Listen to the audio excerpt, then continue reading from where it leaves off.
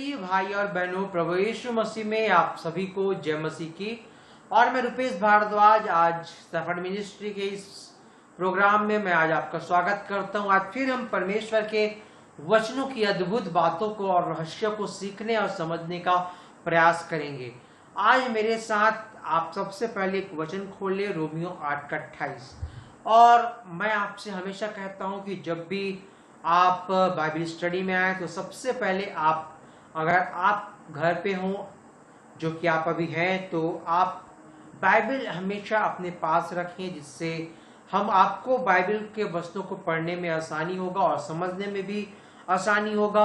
और आज हम जानते हैं कि कोरोना वायरस के चक्कर में पूरे देश में सारे चर्चेस और मंदिरें बंद हैं, और इसी विषय में हम चर्चा करने वाले हैं कि सारे चर्चेस बंद हैं तो हम आराधना कहाँ करें, और ये चर्चेस आखिर में बंद क्यों हुए।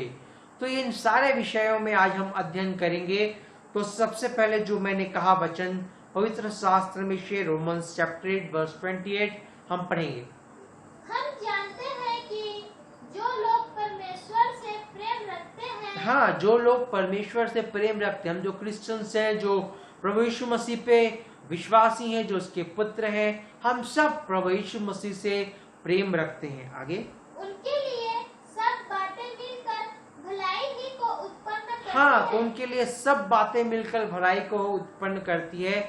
चाहे वो कोई भी बात हो, चाहे कोरोना वायरस की वजह से चर्चेस बंद हैं, जो भी है, हम आराधना करने नहीं जा पा रहे हैं, मगर वो सारी बातें मिलकर भलाई को ही उत्पन्न करती है।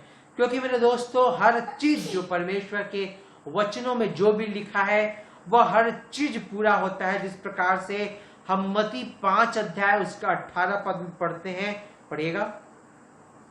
क्योंकि मैं तुमसे सच सच कहता हूँ कि जब तक आकाश और पृथ्वी टल न जाए, हाँ, जब तक आकाश और पृथ्वी टल न जाए, तब तक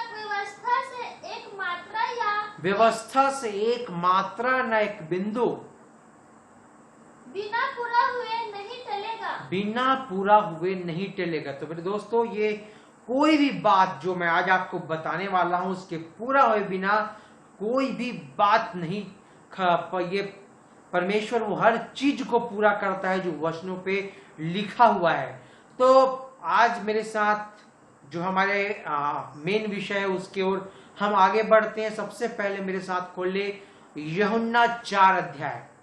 हम इस वचन से अच्छे से वाकिफ हैं। सामरी स्त्री के वचन के बारे में हम अच्छे से जानते हैं कि प्रभु यीशु मसीह सामरिया से होके जा रहे थे, और ये उस सामरी स्त्री का दृष्टांत है। और इसके विषय में जो बाइबल पढ़ते हैं, जो हम विश्वासी हैं, बहुत अच्छे से जानते हैं। इसको हमने कई बार पढ़ा होगा।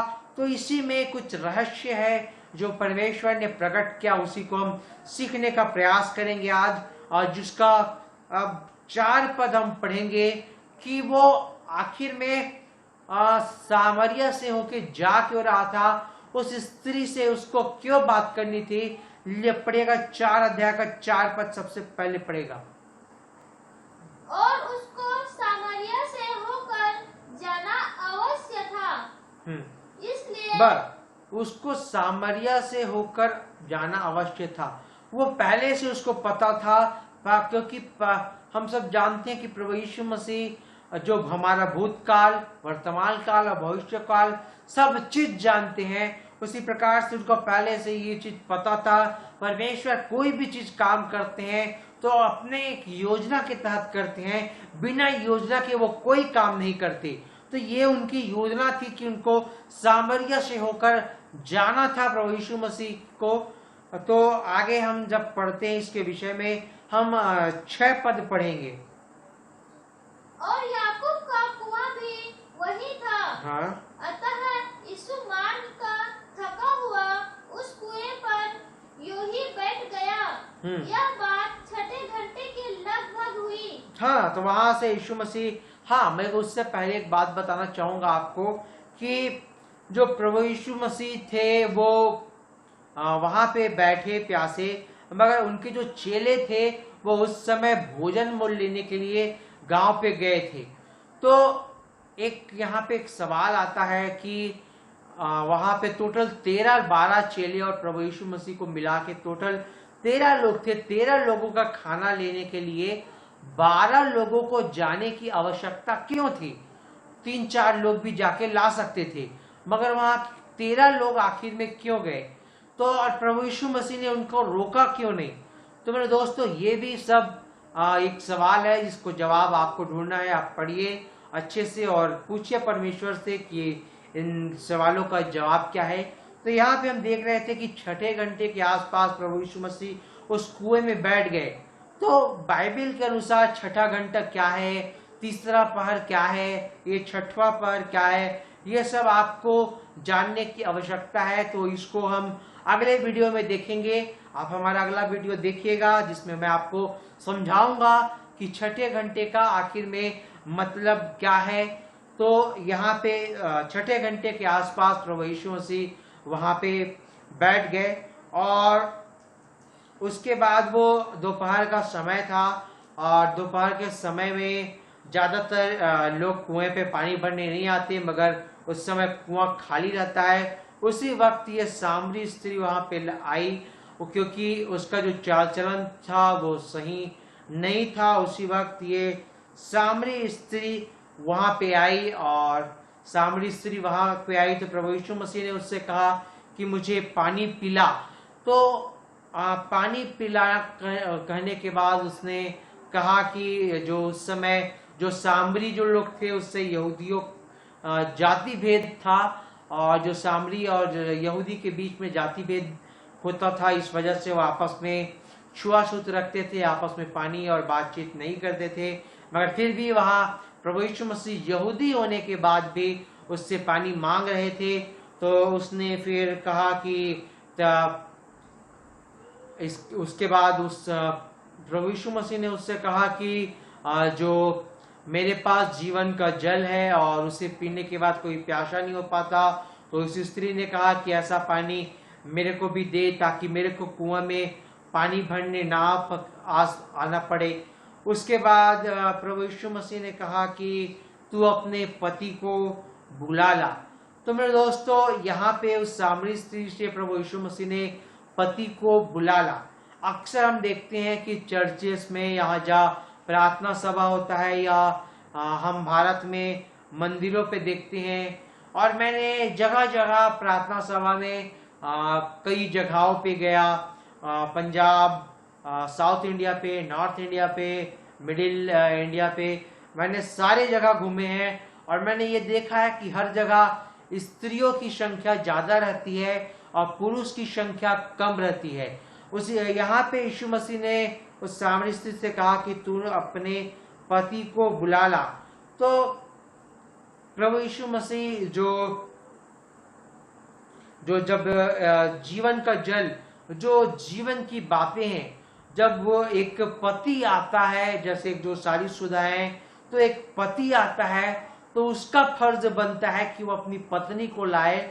और एक पति अगर वचनों पे आता है, चर्च आता है, तो उसकी उस पत्नी का फर्ज होता है कि वो अपने पति को लाए। और माँ बाप अगर आते हैं तो उनका फर्ज बनता है कि वो बच्चों को लाएं ताकि जीवन का जो वचन है वो सबको मिल पाए। प्रभु यीशु मसीह ये नहीं चाहते कि परिवार का कोई एक सदस्य आए तो बाकी खाली रह जाए, बल्कि सब के सब सदस्य आए। अगर एक पत्नी है तो उसका फर्ज बनता है कि वो प्रार्थना सभाओं में वचन को बताने में वो अपने पति को लाए, और पति है तो उसका फर्ज बनता है कि वो अपने पत्नी को वचन समझाए, उनको प्रार्थना सभा पिलाए, उनको चर्चेस पिलाए।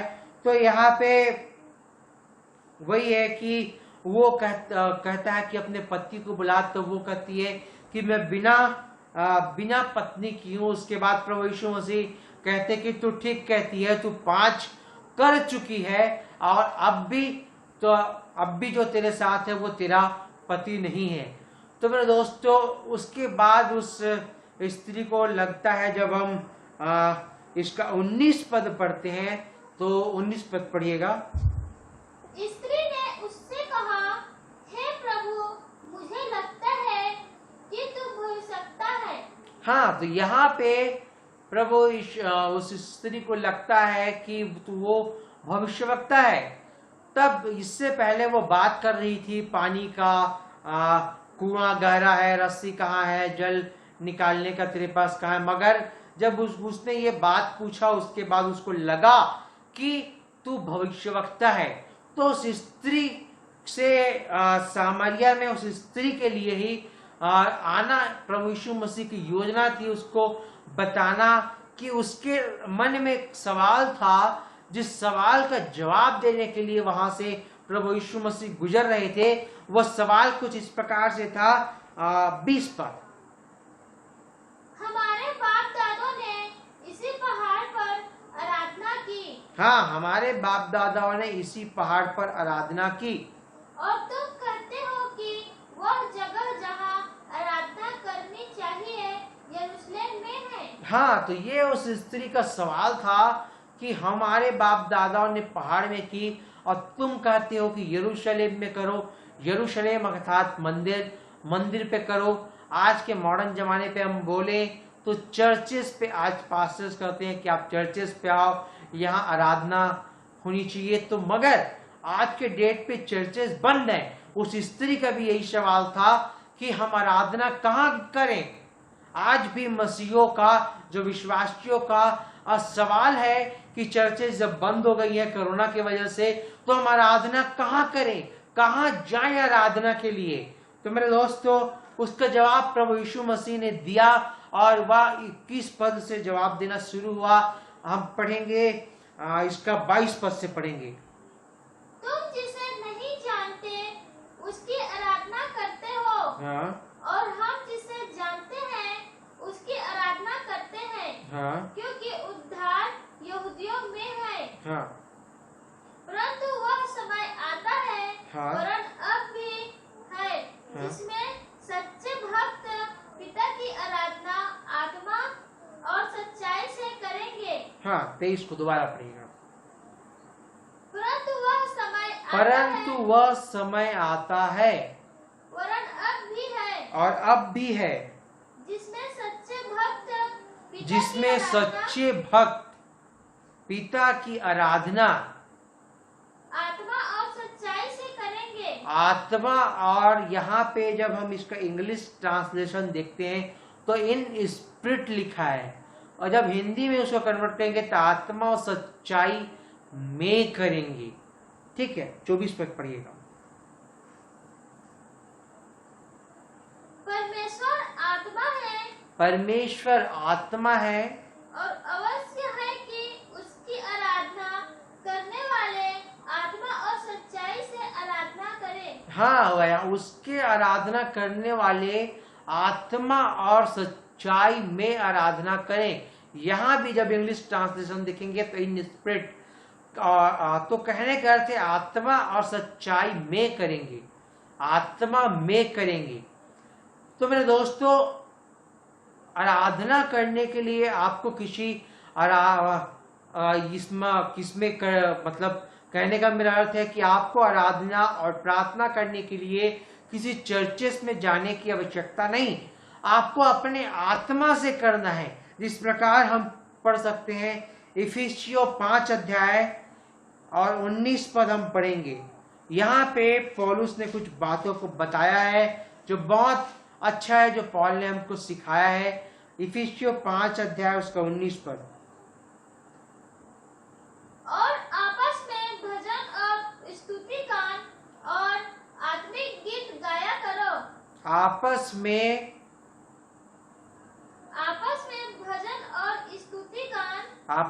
भजन स्तुति गान और आत्मिक गीत गाया करो। ये इस जब वचन को हम पढ़ेंगे तो यहाँ पे इसके 2 पहलू हैं। पहला ये है कि आपस में कहने का मतलब गैदरिंग, जो आपस में जब इकट्ठे होते हैं हम लोग, चाहे वो किसी भी रूप में हो, चाहे हम चर्च में इकट्ठे हो, चाहे किसी ओकेशन में इकट्ठे हो, चाहे बर्थडे हो या शादी हो या जो भी ओकेशन हो जिसमें हम आपस में इकट्ठे होते हैं, जो परमेश्वर से प्रेम रखने वाले हैं, जो क्रिश्चियंस हैं, वो आपस में जहां भी इकट्ठे होते हैं, उसके लिए कोई जरूरी नहीं है चर्च बिल्डिंग की, जहां हम इकट्ठे हो जाते हैं आपस में, वहां हमको स्तुति गान, आत्मिक गीत, अब भजन गाना गाते रहो। ठीक है, ये पहला। सेकंड है, आगे पढ़ना। और अपने अपने मन में प्रभु के सामने गाते और कीर्तन करते रहो। और अपने अपने मन में प्रभु से गाते और कीर्तन करते रहो। पहला जो चीज है वो अल्टरनेट टेंस पे है। कहने का मतलब है आपस में, हम रोज इकट्ठे नहीं हो सकते, इसीलिए वहां पे लिखा है आपस में। शुरू से पढ़िएगा, आपस में, और आपस में भजन और स्तुति गान, आपस में भजन, स्तुति गान और आत्मिक गीत गाया करो। जब हम इकट्ठे होते तब हम वो चीज को गाना है। ठीक है, तो यहाँ पे एक सवाल है मेरा आप सबसे, इसका आप कमेंट में जवाब दीजिएगा। भजन, स्तुति गान और आत्मिक गीत तीनों में अंतर क्या है? वचन के अनुसार आप मुझे कमेंट बॉक्स में इसका उत्तर दीजिएगा। तो ये अल्टरनेट टेंस है कि हम कभी कभी इकट्ठे होते हैं तब हमको ये सब चीज गाना है। मगर जब उसका दूसरा भाग हम पढ़ते हैं तो क्या लिखा है आगे? और अपने अपने मन में, और अपने अपने मन में, अपने मन में प्रभु के सामने गाते और कीर्तन करते रहो। प्रभु के सामने गाते और कीर्तन करते रहो। करते रहो, प्रेजेंट कंटिन्यूस, हमको करते रहना है आपस में, मन में करते रहना है। तो ये सबसे अच्छी जगह है जहां हमें परमेश्वर की आराधना करनी है। तो मेरे दोस्तों, जैसे कि यूहन्ना 4 में हमने पढ़ा अपनी आत्मा में, इसको हम अच्छे से देखेंगे। इसका इफिसियों का ही 6 अध्याय, आगे 6 अध्याय का उसका 18 पद हम पढ़ेंगे। 6 अध्याय उसका 18 पद। हर समय और हर प्रकार से आत्मा में प्रार्थना और विनती करते रहो। हर समय आत्मा में प्रार्थना और विनती करते रहो। हमको हर समय, जब भी हम चाहे जो भी काम कर रहे हैं, चाहे हम घर पे बैठे हैं, चाहे हाउस वाइफ है तो खाना पका रहे हैं, या आप ड्यूटी पे हैं, आपका मन जो है वो खाली रहता है। और कहते हैं खाली मन शैतान का घर। तो आपको ये खाली जो मन है उसमें परमेश्वर का विनती, प्रार्थना, स्तुति, आराधना, आत्मिक गीत हमको गाते रहना है और इसको हमको खाली नहीं रखना है। तो मेरे दोस्तों, ये जो शरीर है इसमें हमको आत्मा में अंदर से जो हमारा मन है उसमें हमको हमेशा स्तुति, प्रार्थना और ये सारी चीजें गाते रहना है। और जो चर्चेस है, जो बिल्डिंग है, जो हमारा जो मंदिर है, जो हिंदी पे कहें तो मंदिर, जो चर्च है, तो उसमें हमारा जो देश है, भारत देश, हम इसको मंदिरों का देश भी कहते हैं। और जो पौलुस है उसने कहा है कि हमारा जो ये देह है वो मंदिर है, जिसको हम पढ़ते हैं 1 कुरिन्थियों 3 अध्याय उसका 16 पद। जब हम पढ़ते हैं 1 कुरिन्थियों 3 और उसका 16 पढ़िएगा। क्या तुम नहीं जानते, क्या आप इस बात को जानते हैं कि तुम परमेश्वर का मंदिर हो, कि तुम परमेश्वर का मंदिर हो और परमेश्वर का आत्मा तुम में वास करता और है। परमेश्वर का आत्मा तुम में वास करता है। हम जो ये हमारा जो ये देह है ये परमेश्वर का मंदिर है। इसको आगे पौलुस ने और अच्छे से क्लियर किया। 1 कुरिन्थियों 6 अध्याय और उसका 19 पद हम पढ़ेंगे। क्या तुम नहीं जानते कि तुम्हारी देह पवित्र आत्मा का मंदिर है, कि तुम्हारा देह पवित्र आत्मा का मंदिर है, जो तुम में बसा हुआ है, जो तुम में बसा हुआ है, और तुम्हें परमेश्वर की ओर से मिला है, जो तुम्हें परमेश्वर की ओर से मिला है, और तुम अपने नहीं हो। और तुम अपने नहीं। तो मेरे दोस्तों, ये हमारा जो देह है वो वहाँ पवित्र आत्मा वास करता है, और हम जो है वह मंदिर हैं, एक चलता फिरता मंदिर। और एक मंदिर में क्या होता है, हम सब भारत देश में रहते हैं और हम सब ज्यादातर जो बिलीवर्स हैं आज के डेट पे वो हिंदू से कन्वर्टेड हैं। तो हम सब जानते हैं कि हम मंदिर में आखिर में होता क्या है। मंदिर में दो काम होता है, या एक व्यक्ति कुछ चीज चढ़ाने जाता है या तो मांगने जाता है। मांगना कहने से प्रार्थना और चढ़ाना कहने से worship, offering. Offering means worship. तो एक तो हमारे इस मंदिर में या तो वर्शिप होना चाहिए या तो प्रार्थना होनी चाहिए। ये दोनों चीजें हमारे इस मंदिर में होनी चाहिए। और जैसे कि वहां पे लिखा है कि वह समय आता है, यूहन्ना 4 में, वह भी वह समय है जिसमें एक व्यक्ति जो है आत्मा से आत्मा में प्रार्थना करेगा। इस मंदिर में तो हमको अभी जो समय है जिसमें सारे चर्चेस बंद है, हमको यहाँ पे जो प्रभु यीशु मसीह कहना चाहते थे कि हमको ये हमारा जो चर्च है, ये जो देह, इस चर्च में हमको आराधना करना है, हमको प्रार्थना करना है। हमको किसी चर्चेस बिल्डिंग की आवश्यकता नहीं है। हमको इसी में आराधना प्रार्थना, मैं ये नहीं कहता कि आप गैदरिंग करो, हाँ जरूरी है क्योंकि वहां पे लिखा है आपस में भी और दूसरा मन में। तो हमको अल्टरनेट के लिए आवश्यकता है कि हमको जाना है बिल्डिंग और कलीसिया के एक जगह इकट्ठा होने के लिए जरूरी है चर्च बिल्डिंग की। मगर मेरे दोस्तों, जब हम प्रार्थना और आराधना करेंगे, ये दोनों चीज जो होती है वो एक मंदिर को मंदिर बनाती है। तो हम जब प्रार्थना और आराधना करेंगे तब ये शरीर जो है वह परमेश्वर का मंदिर बनेगा। तो हमको इसको चर्च बनाना है सबसे पहले, जिसमें हमको हर समय करना है, चाहे वो कोरोना का टाइम हो, चाहे जब कोरोना के बाद जब भी हम चर्चेस जाने लगे, तो बाकी 6 दिन चर्चेस तो हफ्ते में एक दिन हमको जाना है, बाकी 6 दिन हमको अपने मन में अपने इस शरीर को मंदिर बनाना है, अपने इस शरीर को चर्च बनाना है, इसमें हमको आराधना करना है। हमको कहीं भटकने की जरूरत नहीं कि कोरोना के वजह से चर्चेस बंद हो गए तो हम कहाँ जाए आराधना। हमको इस चर्च में ही आराधना करना है, इसी में प्रार्थना करना है, इसी को ही चर्च बनाना है।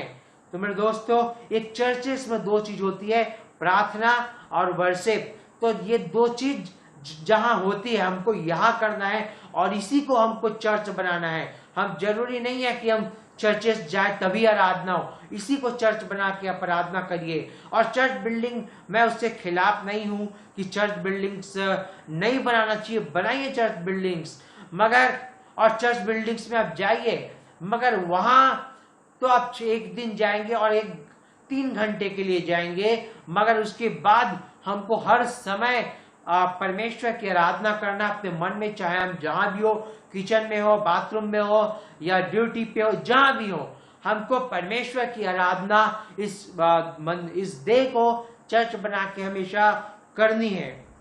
और कलीसिया है उसको भी पौलुस ने मंदिर कहा है।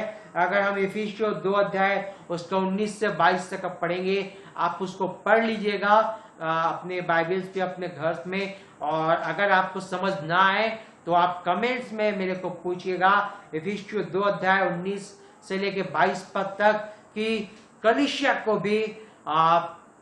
को भी एक मंदिर कहा जाता है। तो एक व्यक्ति ही चलता फिरता मंदिर है। और भारत देश में हम जानते हैं कि जो लोग जो आसपास से जो भी गुजरते हैं वो मंदिर का कितना आदर करते हैं। अगर हम इसी में हर समय हर पल इसमें आराधना और प्रार्थना, वर्शिप और प्रार्थना करें और इसी को ही एक मंदिर बना ले, तो सोचिए लोग भी हमारा आदर करेंगे, क्योंकि ये एक चलता फिरता मंदिर बन जाएगा। और कलीसिया में भी जब सच्ची आराधना और प्रार्थना होगी तो लोग कलीसिया की भी इज्जत करेंगे। तो मेरे दोस्तों, जो बिल्डिंग्स है मैं उसके खिलाफ नहीं हूं, मगर आज के देश में, भारत देश में लोग इस चर्चेस में काम वैसा कर रहे हैं जिसकी वजह से ये चर्चेस बंद है। क्यों बंद है आज आपको मैं समझाता हूं। मत्ती 21 अध्याय, और इस मत्ती 21 अध्याय से हम जो बाइबल पढ़ने वाले हैं अच्छे से वाकिफ हैं। और कुछ समय पहले ही पाम संडे हुआ और ईस्टर हुआ जो कि नहीं हो पाया। उसका जब हम देखते हैं यहाँ पे तो पाम संडे तक हम जानते हैं उसकी बातों की कि यरूशलेम पे प्रभु यीशु मसीह ने एंटर किया और लोगों ने उसका खजूर की डालियां लेकर स्वागत किया और यीशु मसीह गधे पे बैठ के वहाँ यरूशलेम में आए। और उसके बाद कुछ आगे की हम घटनाओं को देखेंगे जो है कि 12 पद से हम आगे पढ़ेंगे। पहले हम 12 पद पढ़ेंगे। यीशु ने परमेश्वर के मंदिर में जाकर उन सबको यीशु ने परमेश्वर की मंदिर पे जाकर, यरूशलेम उस समय जहाँ लोग आराधना और प्रार्थना करने जाते थे, जो मंदिर था उस समय का, जो यहूदी लोग थे वो जाते थे।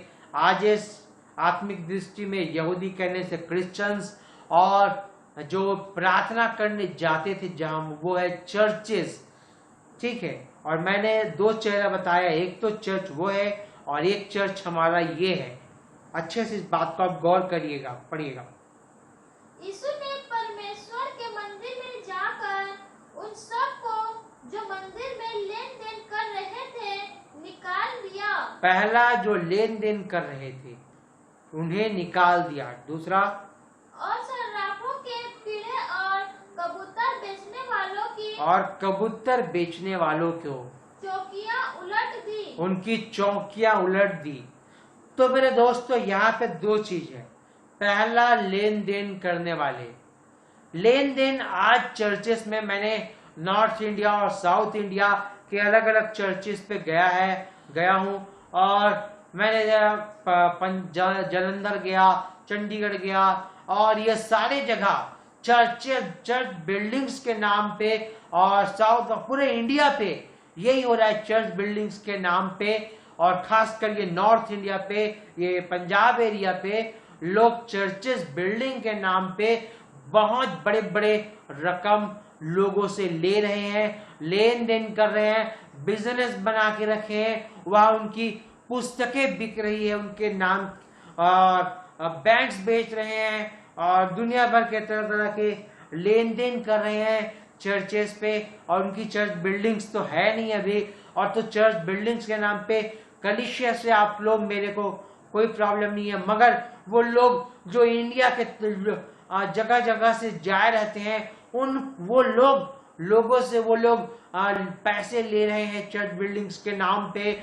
और वहां जो लोग प्रार्थना करवाने के लिए पहुंचे रहते हैं उनसे वो पैसे ले रहे हैं। कोई वो बोलते हैं कि आप 50,000 जमा करें तो ये अपना, और 1 लाख जमा करने वाले अपना यहाँ नाम लिखाएं। और उन लोगों से जो वहाँ के पास्टर हैं वो मिलते हैं, तो लोग उनसे मिलने के लिए, उनसे प्रार्थना करवाने के लिए, क्योंकि भीड़ की वजह से वो उन तक नहीं पहुंच पाते, उनके जो वॉलंटियर्स हैं उनको वहां तक नहीं पहुंच पाते, तो चर्चेस बिल्डिंग के नाम से ये लोग लेन देन कर रहे हैं और मिलने के लालच पे लोग पैसे दे भी रहे हैं।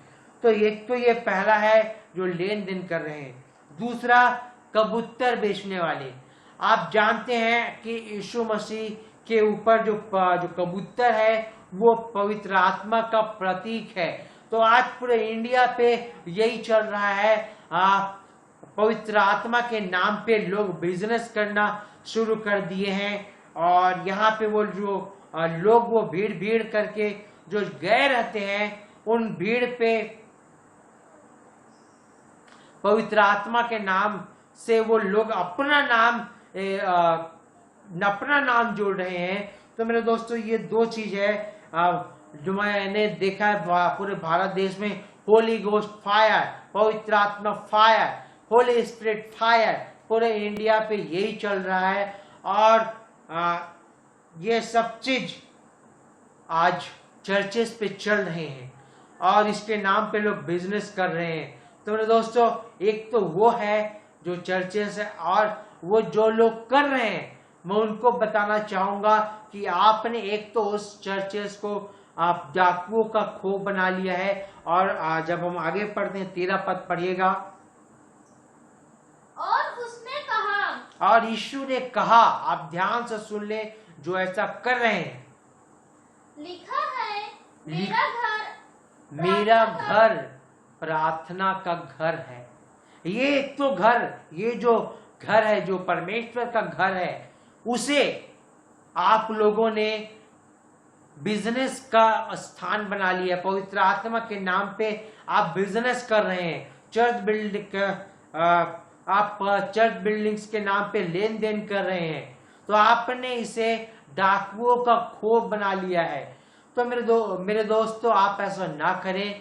इस एक तो उस मंदिर को और दूसरा इस मंदिर को जो परमेश्वर का घर है, और वह जहां हम इकट्ठे होते हैं, वहां भी आप लेन देन कर रहे हैं। आप वो लोगों से, आप जो कलीसिया में आते हैं, कलीसिया अपने इकट्ठे होने के लिए आपस में जहां लोग गैदरिंग करते, वहां के लोग से आप लीजिए कि आप जहां इकट्ठे हो रहे हैं वहां आपको नहीं मिल पा रहा है, आपस में इकट्ठे होने के लिए छत नहीं बन पा रहा है, तो उस छत को बनाने के लिए आप कलीसिया पे आपस में इकट्ठे करें पैसे, वह गलत नहीं है। मगर आप लोग तरह तरीके जो लोग प्रार्थना के नाम से आते कराने के लिए आते हैं कि आपको पवित्र आत्मा मिला है, तो आपके इस होली गोस्ट फायर के चक्कर में आप बिजनेस कर रहे हैं, ऐसा ना करें, क्योंकि यह गलत है। और ऐसे इस लोग आज इसी के लालच में, चंगाई और ये के लालच में, और यहाँ वीजा और ज्यादा आपका कमाई बढ़ेगा, ये बढ़ेगा, इसके नाम से प्रार्थना किया जा रहा है, और ये सब गलत है। मैं ये नहीं बोल रहा हूँ, यीशु ने सिर्फ बाइबल पे लिखा है कि चंगाई के लिए प्रार्थना किया। तो मेरे दोस्तों, आप चंगाई के लिए जरूर प्रार्थना करें, मगर ये सब चीज जो लालच दे रहे हैं आप, वीजा हो जाएगा, ये हो जाएगा, ऐसा करके आप लोगों को ना बुलाएं और बुलाकर लेन देन का काम ना करें। आगे हम देखते हैं कि यह जो मंदिर है, हम मंदिर जो अगर आप जानते होंगे तो मंदिर 3 भागों में, जो यरूशलेम का मंदिर था वह 3 भागों में डिवाइडेड था। पहला था आंगन, दूसरा था पवित्र स्थान, और तीसरा था महापवित्र स्थान। जो आंगन था वहां तक आम यहूदी जा सकते थे, और जो पवित्र स्थान था वहां याजक रहते थे, और जो महापवित्र स्थान था वहां महायाजक साल में एक बार जा सकते थे। और यही याजक ही थे जो आज के डेट में जो याजक ही है, जो पास्टर्स ही हैं, वही ये लेन देन और ये कबूतर वाला धंधा कर रहे। तो यहाँ पे उनकी सब चीज उलट दी गई। आज कोरोना के वजह से आज ये सारा लेन देन बंद है, चर्चेस बंद है, पवित्र आत्मा के नाम का धंधा बंद है। मगर फिर भी, उसके बावजूद भी मैंने देखा है कि जो ये बड़े बड़े जो लोग हैं जो वहां बिजनेस कर रहे थे चर्चेस में, इन्होंने ऑनलाइन बिजनेस करना शुरू कर दिया है। तो ये जो आजकल जो लोग हैं वो ऑनलाइन जो ऑनलाइन ये सब काम करना शुरू कर दिए हैं, ऑनलाइन प्रार्थना करना शुरू कर दिए हैं। मैंने तो ऐसा सुना है कि मैं यहाँ से प्रार्थना कर रहा हूँ, आपके यहाँ तेल आएगा, ऐसा करके, मतलब उटपटांग तरीके से प्रार्थना कर रहे हैं, जो गलत है वचनों के अनुसार से। तो मेरे दोस्तों, आप ऐसा ना करें। आप जो लोग हैं उनको, जो मैं ये नहीं कर रहा हूँ कि उनको, आप जो लोग सुन रहे हैं मेरे वचनों को, ये मैं नहीं बोल रहा कि मैं भी ऑनलाइन हूँ तो आप मुझे गलत समझे, ऐसा नहीं है। ऑनलाइन प्रचार करना ठीक है, मगर आप जो लोग हैं वह उसी के भरोसे ना रहें, मेरे इस प्रचार के भी भरोसे ना रहें, या हम हर दिन भोजन खाते हैं, दिन में 3 बार भोजन 4 बार भोजन करते हैं, मगर हम बाइबिल जो है आप वचनों को पढ़िए, वह आपका भोजन है। और हम जो दे रहे हैं वह कभी कभी जब भोजन के साथ चटनी की आवश्यकता पड़ती है, कभी कभी हम अचार भी खा लेते हैं, तो ये उसी तरीके का अचार है जो हम आपको दे रहे हैं, मगर भोजन तो आपको बाइबिल पढ़ के स्वयं ही करना होगा। तो मेरे दोस्तों, आज हम देख रहे हैं कि लोग सुसमाचार के नाम पे लोग बिजनेस कर रहे हैं और उनके बिजनेस करना शुरू कर दिए हैं और पवित्र आत्मा के नाम में अपना नाम बनाना शुरू कर दिए हैं। तो मेरे दोस्तों, ऐसा काम आप ना ऐसा कामों में आप ना फंसें और परमेश्वर का भय आपके जीवन में होना चाहिए।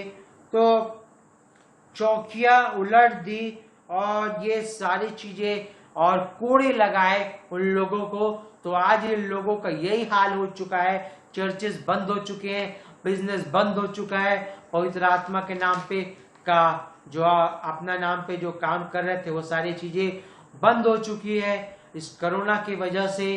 तो मेरे दोस्तों, चाहे ये परमेश्वर की ओर से है कि शैतान की ओर से है, ये तो मैं नहीं जानता, मगर मैं इतना जरूर जानता हूं कि इसके वजह से ये सारी चीजें बंद हो चुकी हैं। तो मेरे दोस्तों, आप इन सब चीजों से दूर रहें और चर्चेस बंद होने की वजह से आप आराधना करने की स्थान ना खोजें, बल्कि आपका ही जो ये शरीर है वही आपका चर्च है और इसी में ही आप प्रार्थना करें, इसी में ही आप वर्शिप करें। तो मेरे दोस्तों, आप इस प्रकाशन के साथ आपसे मैं अलविदा लेता हूँ। आप अपने हर समय हर पल अपने इस शरीर पे आराधना और प्रार्थना करते रहें, आप कहीं खोजे ना, मगर गैदरिंग भी जरूरी है। तो हो सके तो इस कोरोना खत्म होने के बाद आप अल्टरनेट आपस में गैदरिंग करें, और अगर नहीं हो पा रहा है तो जहां वचन पे लिखा है कि जहां 2 या 3 मेरे नाम से इकट्ठे होते हैं उन्हें ही मैं उपस्थित होता हूं, तो जहां 2 या 3 इकट्ठे हो जाए वही कलीसिया है, वही आपकी गैदरिंग है। तो आप बाहर नहीं जा सकते, आपस में इकट्ठे नहीं हो सकते, तो आप अपने घर में ही अपने परिवार के साथ गैदरिंग करें, क्योंकि यीशु मसीह परमेश्वर पिता पुत्र पवित्र आत्मा वही इकट्ठे हो जाते हैं। जहां आप 2 या 3 इकट्ठे होते हैं वही उनकी उपस्थिति हो जाती है। तो मेरे दोस्तों, आपसे मैं अलविदा लेता हूं। अब मिलते हैं एक नई प्रकाशन के साथ, एक नई भेद के साथ। तब तक के लिए आप सभी को जय मसीह।